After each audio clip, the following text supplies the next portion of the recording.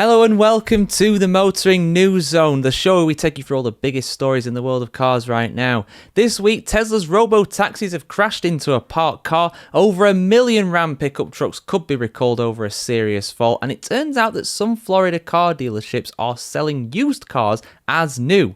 If you're watching on YouTube, skip to the timestamps in the video description to watch the story that you're most interested in. So, without further ado, let's dive in. So it's fair to say there's been plenty of reports of traffic infringements from Tesla's Robotaxis that are currently being tested in Austin, Texas. However, there hadn't been a fully recorded actual collision until now. Over the weekend, reports of a Tesla Robotaxi colliding with a parked car have been proven true. Let's have a look at this, guys. There's been plenty of calls for these tests to be delayed, that they're not currently safe to be out on the streets of Austin, but let's have a look at the full story here, guys, and I'll give my thoughts, as always, at the end of the video. So, the first accident involving a Tesla Robotaxi has been officially recorded following multiple other reports of safety issues and traffic violations earlier this month. The incident occurred in a crowded parking lot of an Austin, Texas restaurant, Home Slice Pizza. A lot of free publicity for those guys, but not in the way they probably wanted here. According to a video that was uploaded by YouTube Tesla enthusiast Dirty Tesla, which was first spotted by Engadget. The Model Y in question drove into the side of a parked Toyota Camry after completing an otherwise normal drop-off of a passenger.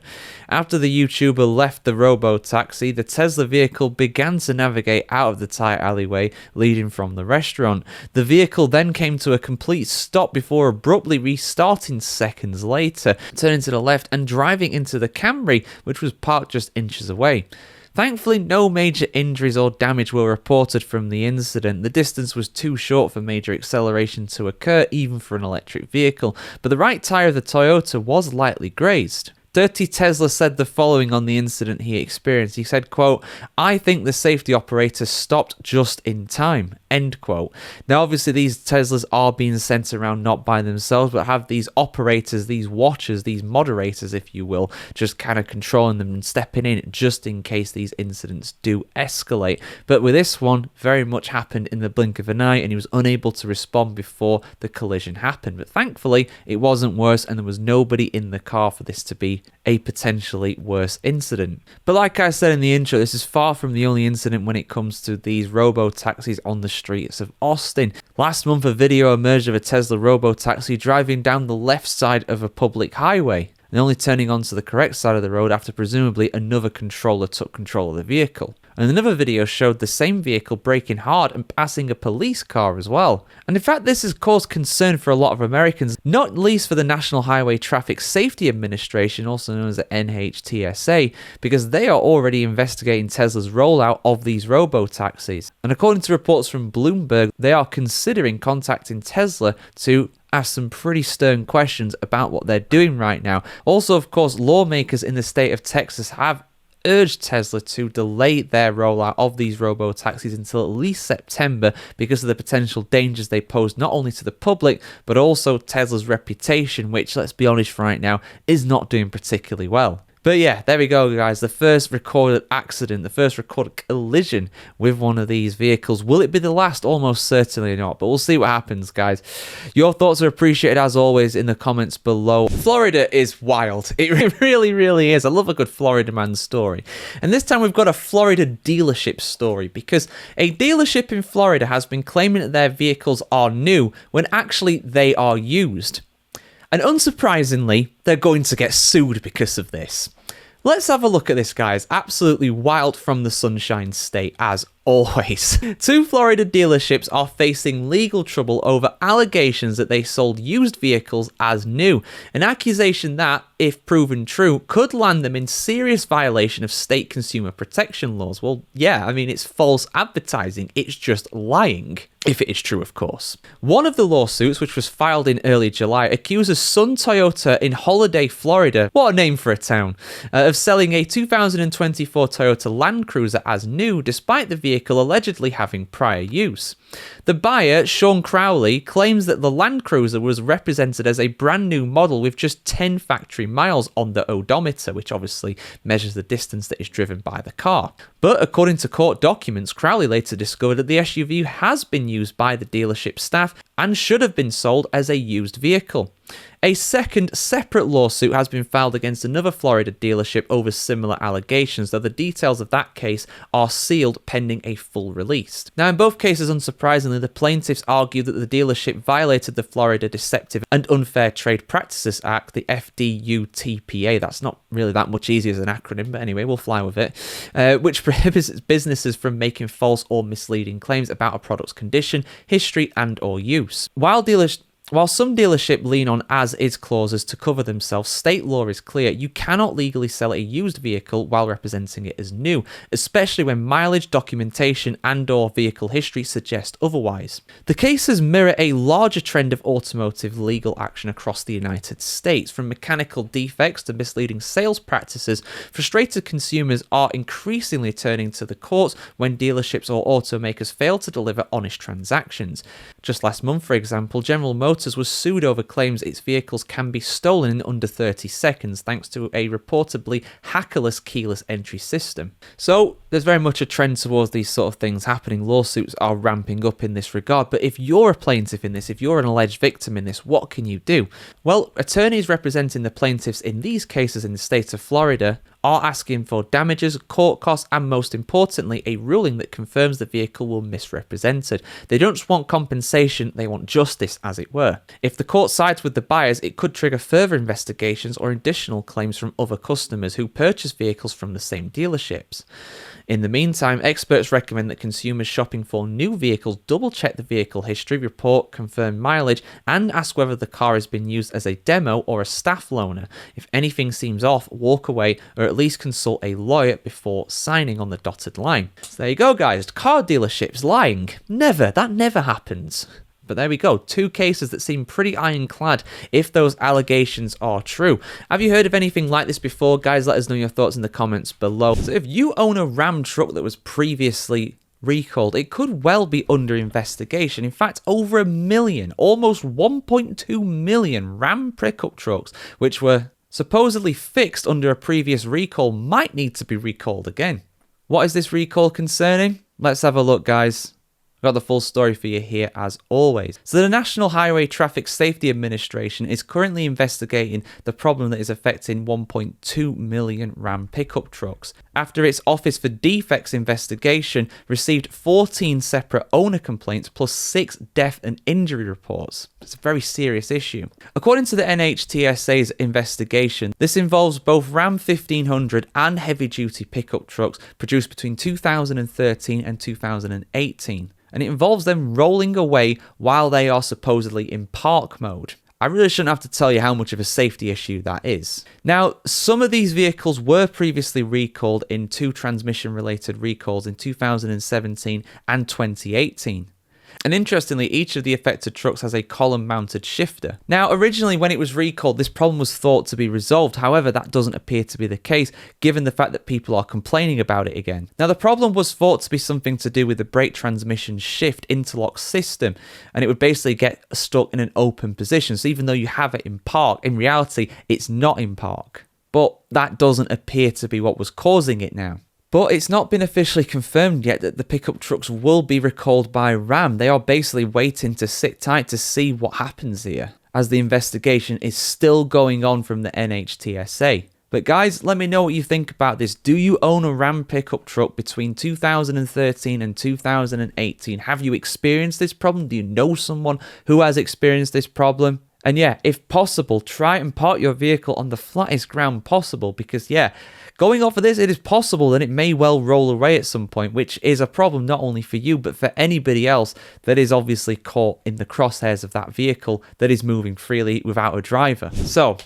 How is the big beautiful bill going to affect car prices? Well, I already brought you a few stories earlier last week going over how only the richest of the rich are really going to benefit from this big beautiful bill when it comes to EV, when it comes to tax credits for their vehicles, car loan interest reductions, things like that. It's not really going to affect most people. Only around 1% of the population will actually benefit from this bill in that regard. But are there other benefits to it? And how is it going to affect the price of cars?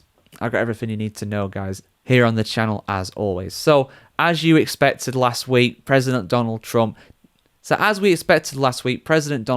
has signed the big beautiful bill into law in the United States. And of course, he did it on July 4th. I'm sure that was not a coincidence when he picked that date to do that. Now, the first ones to get out of the way when it comes to the potential benefits of this is that yes, some people will get reductions on their car loans, but only if those car loans are charging $10,000 in interest, which is a lot. That works out to the value of your car being around $140,000, which is a lot. And that is not going to apply to many of the population. Only around 1% of car loans are that large. And this only applies to purchasers as well of vehicles, not leases. So even if you do have a very expensive vehicle, if you're leasing it, you won't get that benefit. But if you're aiming to purchase it, then you will. And something we've already covered as well on the channel, the EV tax credit. That is ending. That is ending as of September 30th. So if you're going to get an electric vehicle, now is the time to do it because you've only got just over 2 months before the tax credit goes away. What is the tax credit? $7,500 you get off the asking price effectively. So you're going to have to do that soon. Tax credits were originally scheduled to end in 2032, but Trump has brought that all the way back to not even the end of 2025. Now, when it comes to bad car loans, bad auto loans, a lot of people in the States are big victims of this. But unfortunately, that is something that's going to get worse when it comes to this. See, the actual funding for the Consumer Financial Protection Bureau is going to be cut by 54% as part of the big beautiful bill. So effectively, they'll have less resources to try and be able to help you. So effectively, they're going to have a lot less resources to be trying. So effectively, they're going to have less resources to try and help you out here.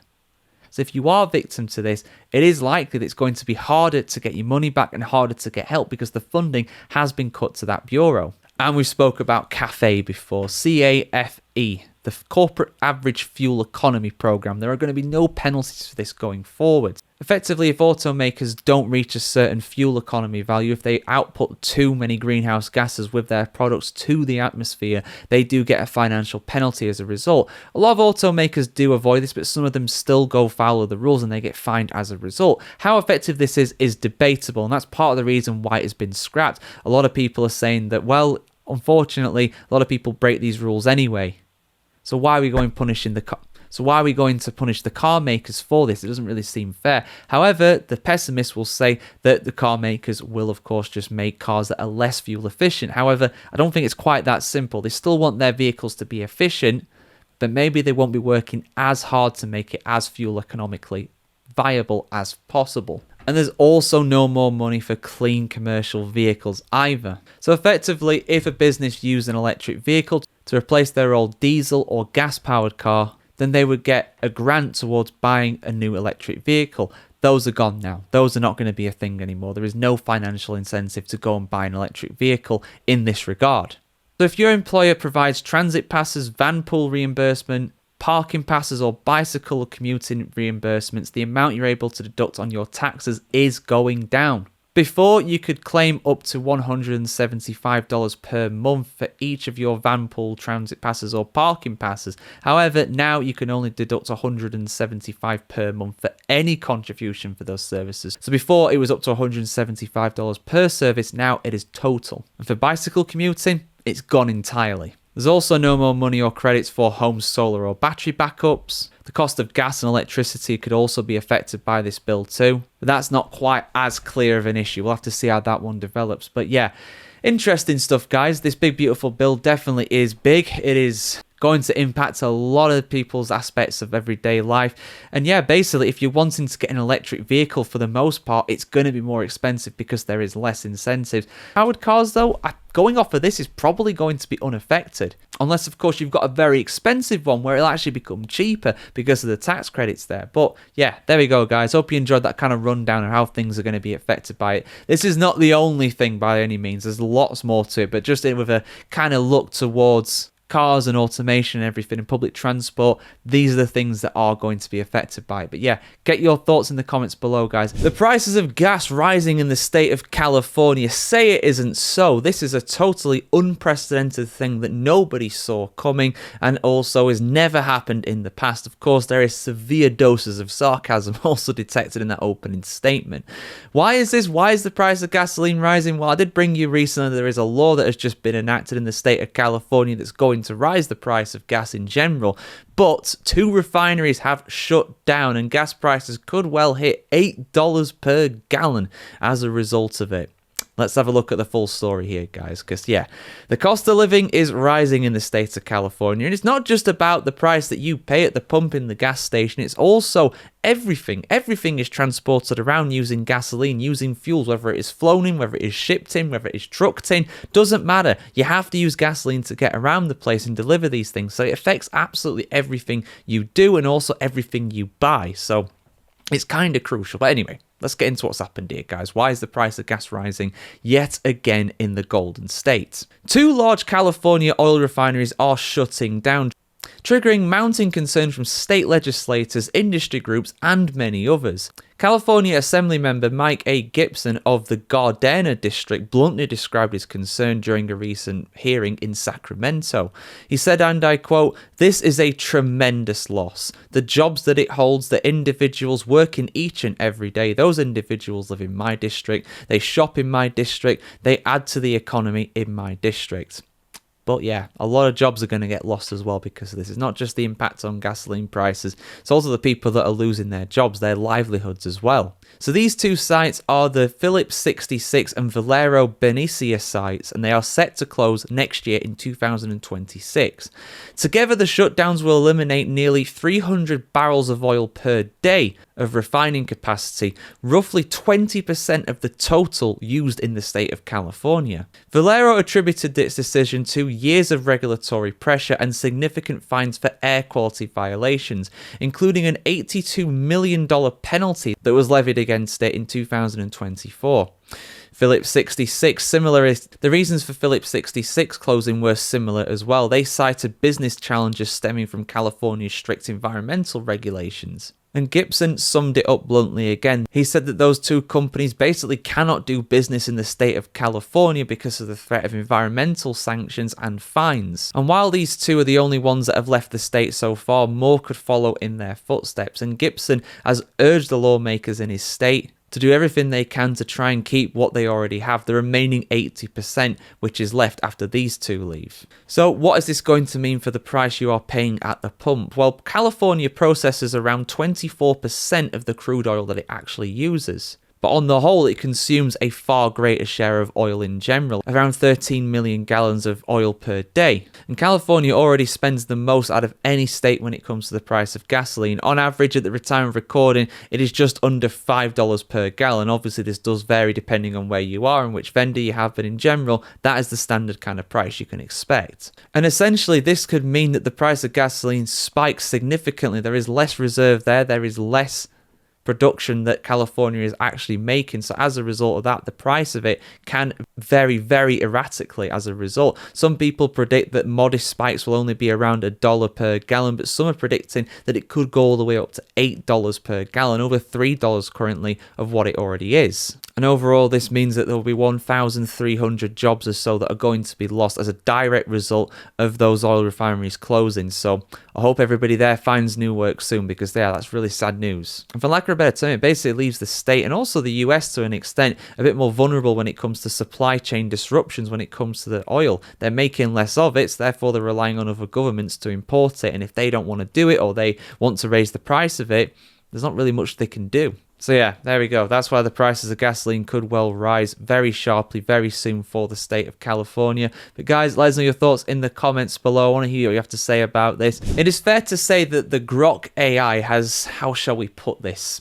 left an impact on the news recently. I'm not going to get into the full controversies behind it during this video. I will mention them. But for those that don't know, Grok is essentially an AI, an artificial intelligence program that has been created by Elon Musk's company XAI, because of course they're called XAI. They have to have an X in there at some point. And Grok has been doing things when asked on X, because of course it's available on X to tweet if you want to go and post to it if you want. It's been saying some dodgy stuff, to put it very mildly. If you've seen the stories, you'll know exactly what I'm talking about here. It's not exactly helping some of the accusations that have been leveled against Elon Musk and his political preferences, shall we say. But interestingly, Grok could soon be coming to a vehicle near you. If you own a Tesla, Musk has said that he's going to be, or it is going to be, I should say, let's not go gendering nowadays, that's always a tricky issue in itself, that Grok is going to be in Tesla vehicles next week at the latest. Let's have a look, guys. Another company wanting to force AI down our throats, and we can't avoid it even if we want to. And if you're a Tesla owner, you're going to have no choice very soon. But let's have a look at the full story here as always. In a post on July 10th on X, the former special government employee Musk under President Donald Trump wrote, "Grok is coming to Tesla vehicles very soon, next week at the latest." Musk's announcement comes hours after XAI debuted its latest flagship AI model, Grok 4. The 54-year-old discussed the recent innovation during a nearly hour-long live stream shared on XAI's X page, during which he did not mention the chatbot's integration into Tesla vehicles. Although Musk did not mention the chatbots coming into Tesla vehicles during the live stream, he did discuss how smart Grok 4 is, calling it a post-grad level in everything. Everything, Musk, including politics. Okay. He said, and I quote, "Grok 4 is better than PhD level in every subject, no exceptions." Are you sure about that? Okay. I'll take your word for it, Musk. Get your thoughts in the comments below on that one. Adding, though, that the chatbot may lack common sense. Really?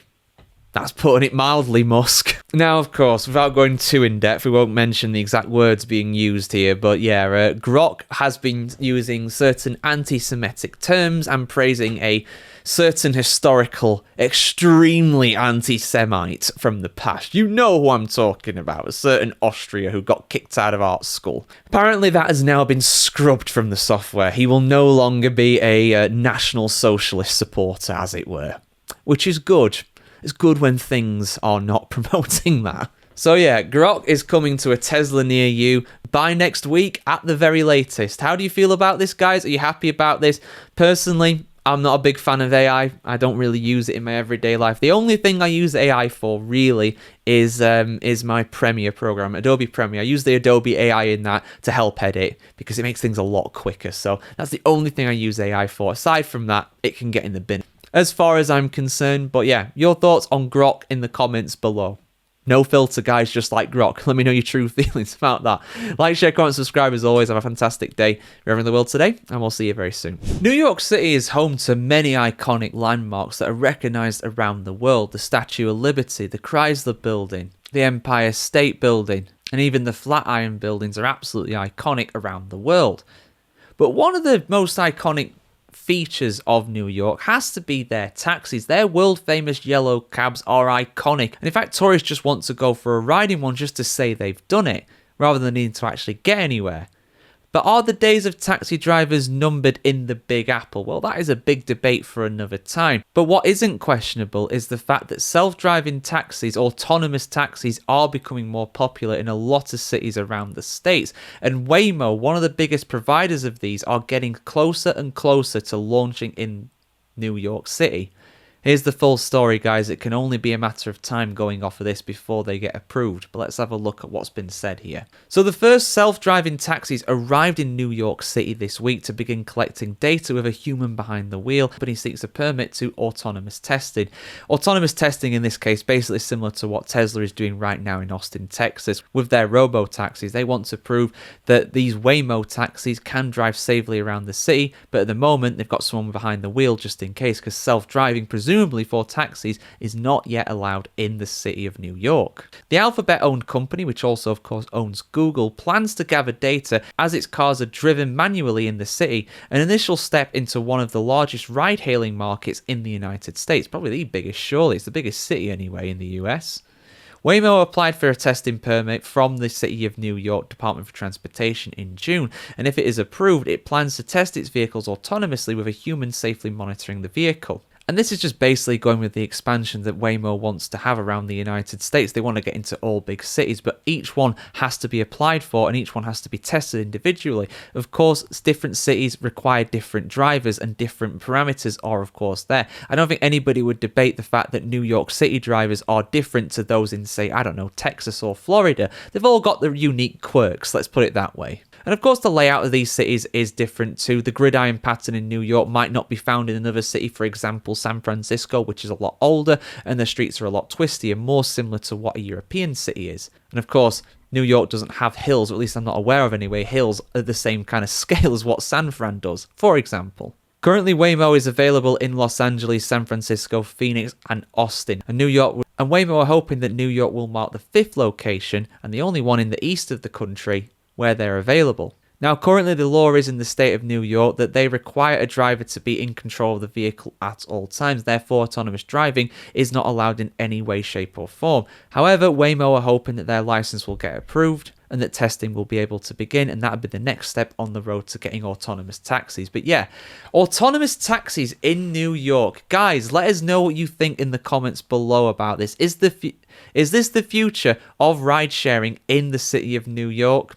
I'm sure it's going to be a controversial issue. And if you're a resident in New York, how would you feel about autonomous taxis being on the roads of the Big Apple? I want to hear what you have to say. Like, share, comment, subscribe as always, guys, and a fantastic day wherever in the world today, and we'll see you very soon.